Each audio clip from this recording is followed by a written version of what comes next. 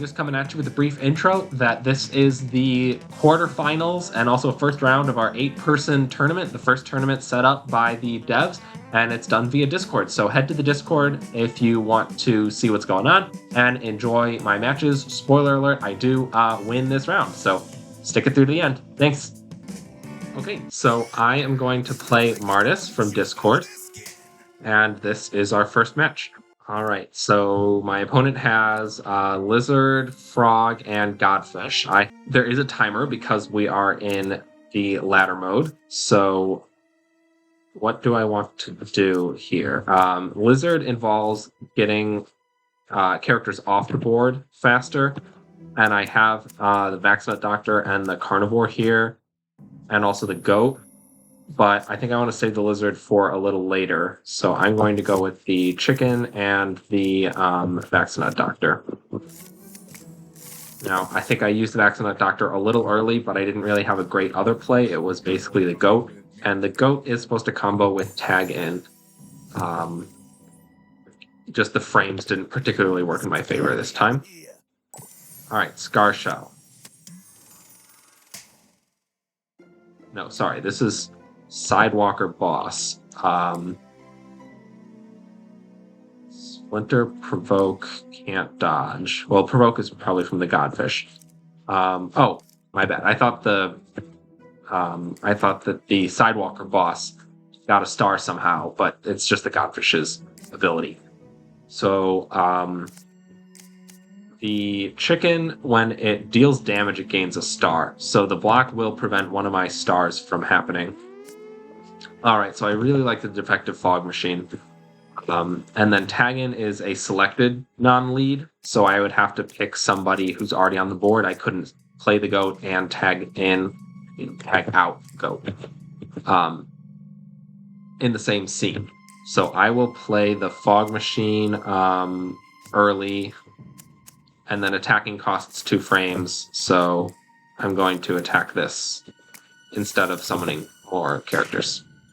So I did get attacked with the little Goat. I think that my opponent thought that I was going to attack with the Chicken early, because attacking me interrupts my attack. But I think I successfully maneuvered around that on accident. I mean, I didn't really see the Sacrificial Goat attack coming.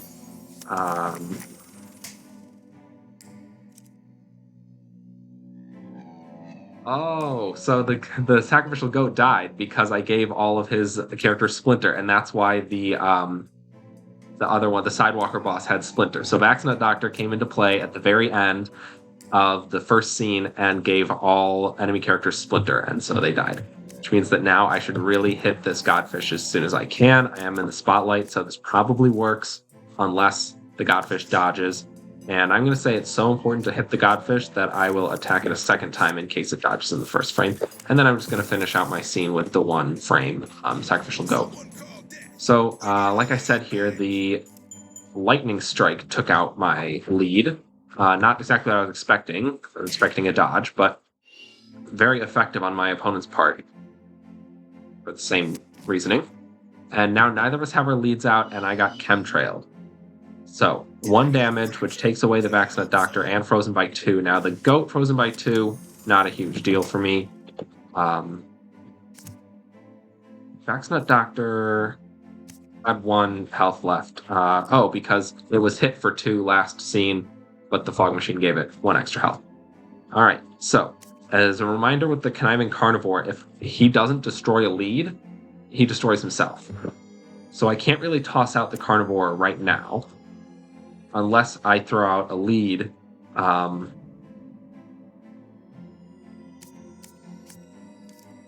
kill the lead. Now, I don't really think that killing a lead with no narrative progression is worth it for me right now. I like to use the Carnivores when my leads are fully complete or almost complete.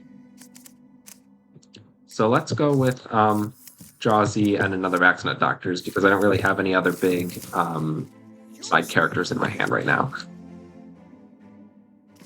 They play their Vaxnut Doctor, and I Vaxnut Doctor them back. So lots of people have Splinter right now. which means that as we attack, we will take damage in return. It's actually really good for my sacrificial goat. And then I have 2 Taggins in hand. Now, Taggin isn't really the best for the board that I built here. But I want to take out the frog, so I will attack here, and then I think I'm going to tag in the Vaccinate Doctor out and a Carnivore in and just kill this Jawzy. I mean, I don't really see myself performing terribly much at the moment. There are some performance-based side characters in here, like the Rap Battle Host, which I just don't happen to have in hand. Alright, 3 damage to the Vaccinate Doctor. The frog dodged my attack. That was pretty wise. And then I think the tag-in... Select a different character from your hand to put on the set. So tag-in, we've had actually some discussions on this in the Discord, that I didn't have to pull that Vaccinate Doctor back to my hand, and I still got to put my Carnivore out on the board. It's not really clear, to me at least, if that was intended behavior or not. So I feel like the frog is going to dodge again, because what am I most likely to do? Attack. So I'm deciding between the chicken and the lizard. The chicken deals with attacking himself, and he has stealth, which means he could get around the provoke, but I want to take out the frog. The frog has provoke. So I think I'll do the lizard and assume that my opponent is going to bring various characters in and or out of the scene, and then attack at the very end. I believe, so if we look up here at the reel, I believe that this dodge doesn't take place in the attack. So the attack takes place in the non-grayed out frame, and my opponent wasn't dodging in his version of that. So I do get to hit the frog. I think I called that pretty well where I attacked. But in retrospect, I could have just attacked in the first 2 frames and it would have landed as well. So now my dinosaur is frozen. The Vaccinut has lethal, which means they could take out my lizard very easily. And because of that, and because I drew the everybody jump, I will just take the everybody jump, and that should make my lizard dodge until the end of the scene. So attack, and then actually, I don't think I want to do that. Attacking the goat doesn't do much for me. It would send the goat out and give me a narrative star, but I need to kill the Vaccinut as soon as possible, or else it'll continue to take out my characters. So I will instead direct an attack over there, assuming that next frame I will be able to send something like the goat into the 1 health Vaccinut. So I land it. I was a little wrong. The Vaccinut did not attack at all. And my lizard's frozen. I did forget that attacking with the lizard would cause it to be frozen. And the Sharkuza stole a bunch of stars. Now, honestly, he stole stars from the lizard. That means that I could play the carnivore and kick the lizard out of the set here, and then draw in a new lead and try to get those 3 stars onto the new lead, because the lizard is very easy for me to trigger later in the game. So that's what I think I'll do. I think my opponent will probably expect me to attack a bit. Yeah, so they hit my Conniving Carnivore. Honestly, if I had done an attack-based playline, I would have attacked with the Carnivore and then wasted those 2 frames. So this time around, I'm going to know that... Oh, does Bureaucrat Leech do? It steals any narrative I might gain.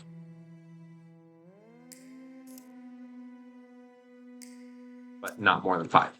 Alright, so my goal is to kill the Tiger Sharkuza and get the 3 narrative back on my chicken, and then that would... Getting it back on my chicken would finish out the chicken. So I will play the Vaccinut Doctor. All of my enemy's characters will gain Splinter. I expect my enemy will attack around. Probably they will want to attack the chicken first in order to interrupt its attacks. So I'm just going to rely on them taking damage back. And then both my leads are frozen. And all I have is Wake and Roll and Tag in, 2 tropes in my hand. Wake and Roll doesn't do much for me. It unfreezes a friendly character, so I don't really care about that. In which case, I will go for the Bureaucrat Leech. I'm thinking that the Tiger Sharkuza is going to die. No, he just plays another Tiger Sharkuza. So I've lost a lot of narrative here, but it's all on the Sharkuzas. And the way that stolen narrative works is that if I kill the Sharkuzas, I get the narrative back. So let's work on that. I want to get the Vaccina out because it's lethal, and then hit a Sharkuza, and then that's really all I can do right now. I don't want to tag in the Carnivore because I'm working on finishing the chicken's narrative arc.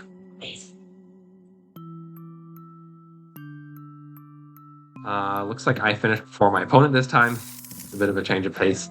Sharkuza hits my chicken, probably hoping to interrupt its... Oh no, the Sharkuza has lethal. I didn't quite pay enough attention to the fact that the Sharkuza had lethal. I was worried about the Vaccina lethal, not as much the Sharkuza lethal, which I should have been.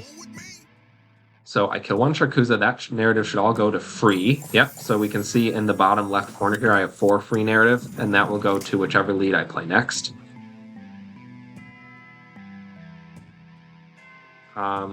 That lead should probably not be Draw Z. I mean, just given the progress I have on the other 2 leads, which truthfully is only 1 and 1. So, I guess I'm going to play the Lizard.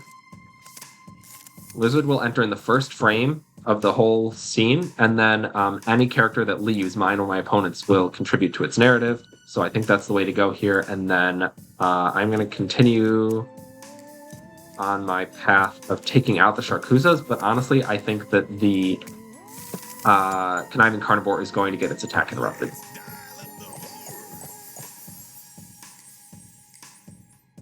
So not so much. We can see that the Sharkuza dodged in the first 2 frames. And I'm attacking with my Conniving Carnivore in the last 2 frames, so that dodge doesn't actually dodge my attack.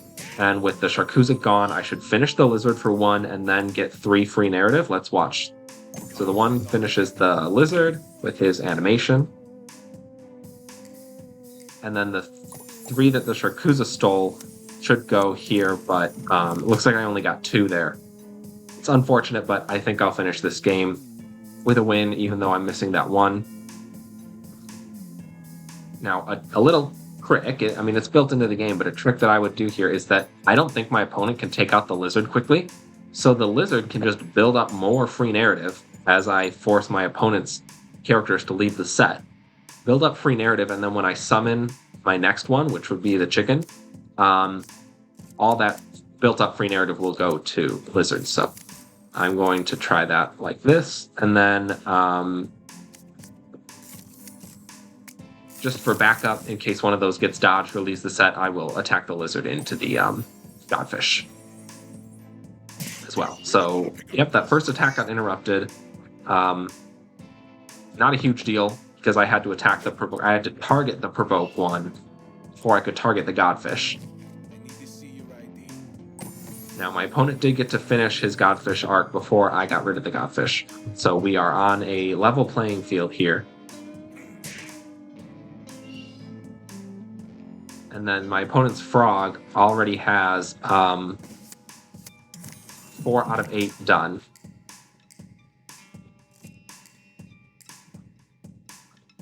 I should have gotten a third... Should have gotten a third free narrative here from... Actually, a third and a fourth. From losing 2 characters. There might be a limit, a hard limit on how much free narrative you can build from completed leads. That's the only thing that makes sense to me. I will have to check in on that later. So, the problem with the Bouncer is that when my chicken enters, it's going to get attacked.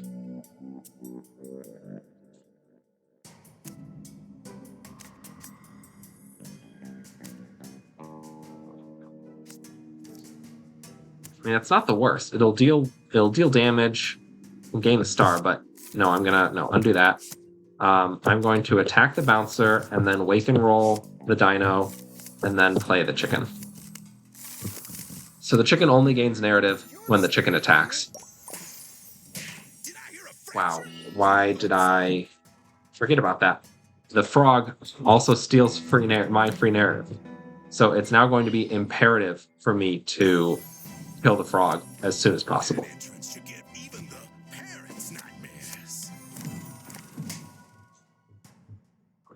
I thought wake and roll unfroze the dino. I'm a little lost as to how the second half of this game has progressed. But I have to kill the frog. I mean, there's no other option here.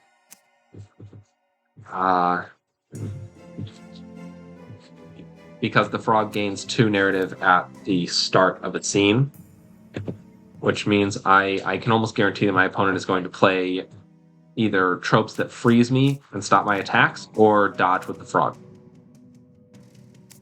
Probably dodge with the frog in the first frame, so just hit this here, and then... Oh, actually, no, because the chicken attacks twice, the second attack will land. So this should be useful, and then just because it was the only thing I had in my hand that I could afford, I decided to play the Chemtrail Pilot. Now that performance would have finished out the 8th narrative on the roastcomicfrog, and like I was thinking, the frog did dodge, just dodged too late.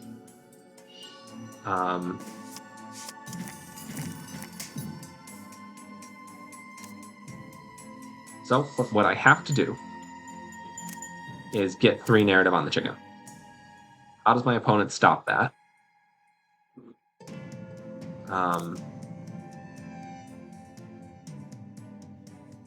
They stop it by interrupting my attack, and they could send the goat into the chicken and stop the attack. So I guess I'm going to... Well, I wanted to hit the goat, but I can't because I have to target the provoke first. Oh, the Chemtrail Pilot can, because it has stealth. So Chemtrail Pilot into the goat, chicken into the bouncer, and then perform with someone who should be alive, and that should get me 2 from the chicken stars, and 1 star from performing with the goat, and hopefully I win here. What does the sheep trope do? I don't know. Let's see. Unfreeze all non-lead characters, then transform them into sheeple. I wonder if this perform goes through because of the transformation. We will have to see. Victory. I don't know why. Did my opponent concede? It's unclear.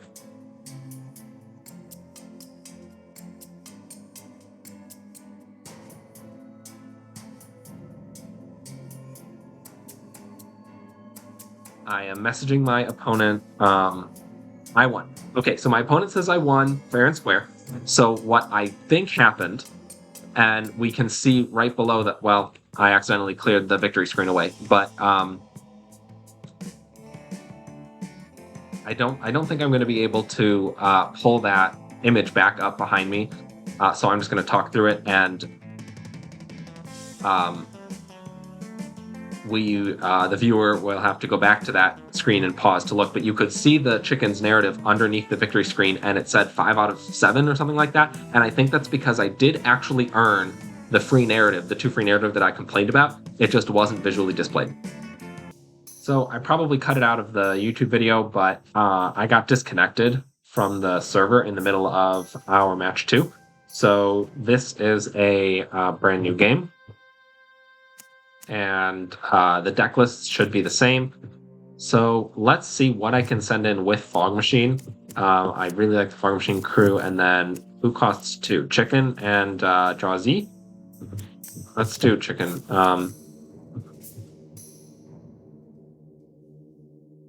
Yeah, I know that my opponent is playing a lot of characters, so the attacking is more beneficial to me than the forming.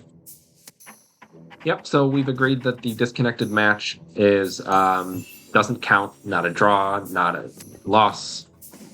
So we are 1-0 right now in favor of me. The Jumbo Dumbo has Provoke from the Godfish and freezes by 3. It can attack, but it also freezes by 3. So I believe if I had a character, I would have to attack this even though it was frozen and it has Provoke. But my chicken has Stealth. So my first instinct is to attack the Godfish, right? However, I know that my opponent is going to expect the attack on the Godfish. So the question becomes, does my opponent know me well enough to know that I'm going to attack in the later half of the frame? I don't know. So it's going to depend on when my opponent makes the Godfish dodge. Now, currently the chicken says that it cannot be frozen. There is a slight problem with that in that if my opponent played a trope which freezes my chicken, then it would not affect the attack. And on any other character, if the attack was queued, but then it got hit by a freeze effect, the attack would no longer work. So I did get to successfully hit the Godfish, not before my opponent generated 3 narrative though, and my chicken has 2. So let's try to go for the Dumbo now, because the Dumbo's frozen. When a character is frozen, it can't dodge or attack. So I am a little worried about the Dumbo just being so big. It will have the ability to kill multiple of my characters, like even this Meathead Butcher. 3/7 is generally pretty big, but it only takes 1 hit from Dumbo. So I'm going to hit both and then throw in a goat, just because it's 1 frame. Now, I have the goats in here for a couple of reasons. One is that they're a 1-frame sort of throwaway character, but they are a horror, critically. And the Fog Machine that I have out here, Defective Fog Machine, he pumps up all my horror characters by +1/+1. So the goat is actually a 2/2.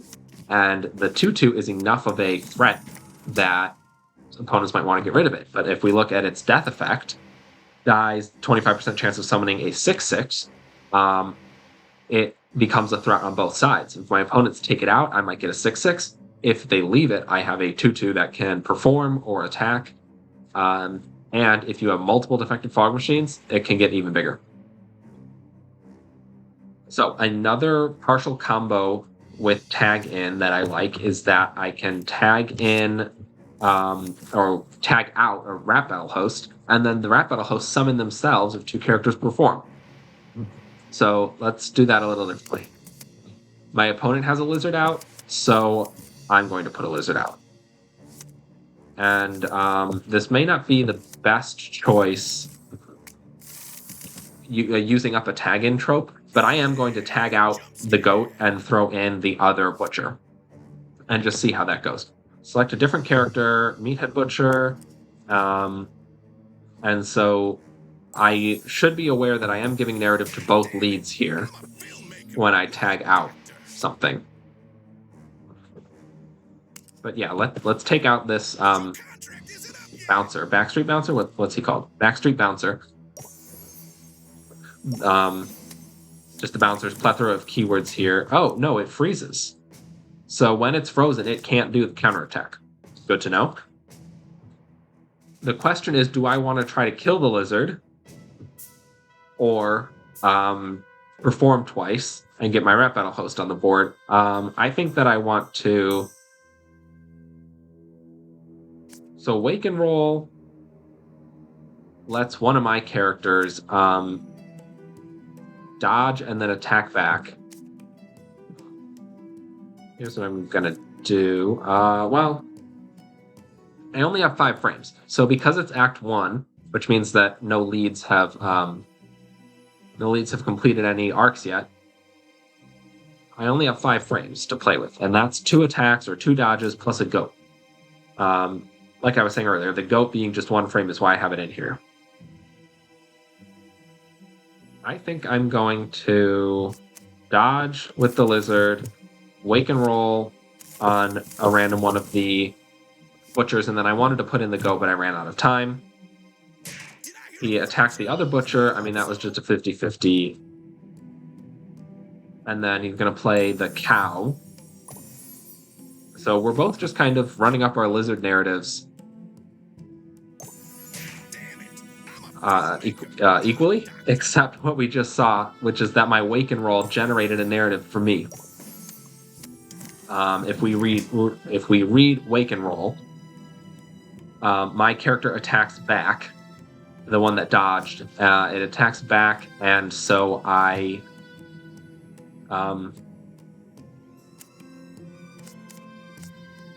if it does the attack back, I gained a narrative, which I did. So let's see. The Dumbo's out. The Backstreet Bouncer's alive. I am going to force the bouncer to kill the goat, and then I'm going to perform twice. So, again, it's kind of a 50-50 on whether my performances are on opposite frames as the attacks that I'm pretty sure are incoming. But I figured it wasn't worth thinking about it because, remember last time I didn't get the goat in time when I thought about it too hard. So this should take out the goat and the bouncer. That is good for both of us. I mean, it's equally good for both of us, but I think it was slightly better for me because I had a 25% chance of summoning a 6/6. Now, I still haven't summoned a 6/6. I don't think you can find any of my videos where I summon the 6/6. And I've recorded most of my games. So that is unfortunate. Oh, look at this. I summoned the Rap Battle host, and now I have one free narrative, and the question becomes, do I try to play the Jaw Z and confuse them on performance, whether the Rap Battle host or the Jaw Z is going to perform, or do I use the chicken and try to generate enough chicken attacks that I win the game? I think that the deciding factor for me here is that they have the Godfish started, and I need stealth to hit the Godfish. So I'm going to perform, and then send in my chicken, and then actually, I don't think using my goats is worth it. I think I'm just going to perform with someone else. I don't expect them to take out the Meathead Butcher. I did expect them to take out the Rap Battle host. So, unfortunately for me, that always feels so bad. The performance from the Rap Battle host goes to my opponent. So, big L there. I did expect my Rap Battle host to die. So, I probably should have just not attacked with it at all. 5. So, I mean, it is a race to finish this lead. And my opponent just needs to summon any 3 characters to finish. I need 3 narrative, and I can get it from 1 chicken attack. Well, 2 attacks, but 1 instruction. And then the wake and roll. If I can land the wake and roll on a character,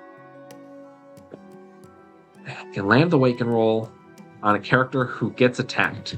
So I am very sure that they are going to attack the chicken.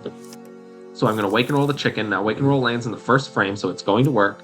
And then I need to send the chicken into anybody who has more than 3 health, well, more than 2 health, which lets me land 2 attacks. And I'm picking the Vaccinate Doctor because the Vaccinate Doctor is frozen. If I send it into Dumbo, the Dumbo could dodge because it's unfrozen. So I risk not getting a hit. And if I send it into the Godfish, I think that is what they would expect me to do. So they may give the Godfish block or dodge with the Godfish or something like that. Yeah, just for good measure, I'm going to toss in the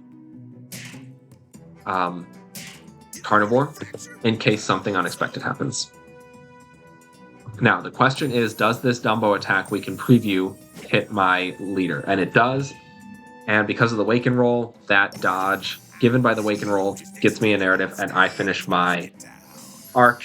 My opponent didn't summon any side characters this scene, which is a little surprising because they